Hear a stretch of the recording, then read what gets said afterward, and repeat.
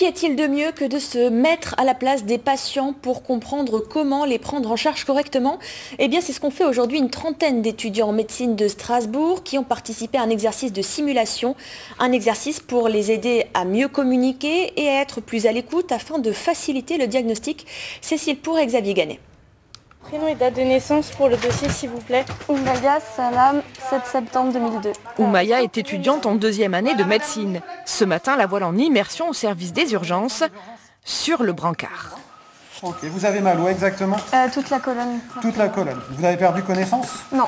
Suite à une chute du toit, Oumaya va suivre le parcours classique d'une admission, sans la douleur, mais avec le stress. On ne sait absolument pas ce qui se passe et là, comme je ne peux pas bouger ma tête, je vois absolument rien de ce qui est autour de moi. Je vois juste des personnes qui viennent au-dessus de moi me parler. Ça peut faire un petit peu peur. Ils sont 330 étudiants en médecine à participer cette semaine à cette simulation plus vraie que nature.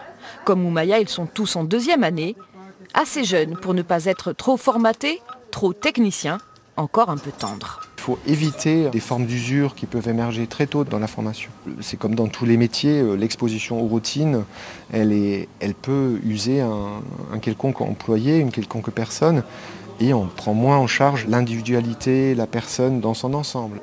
Niels Kessel est docteur en histoire de la médecine. C'est lui qui a créé conjointement avec la protection civile du Bas-Rhin ce TD dans le cursus universitaire. Objectif, apprendre à être patient, replacer la bienveillance au cœur du soin. De garder dans sa tête que le patient c'est aussi un être humain en face et qu'il a besoin d'être peut-être rassuré, qu'il a besoin d'explications, de comprendre ce qui se passe autour de lui et que nous on est aussi là pour ça. Tu t'en souviendras? Oui.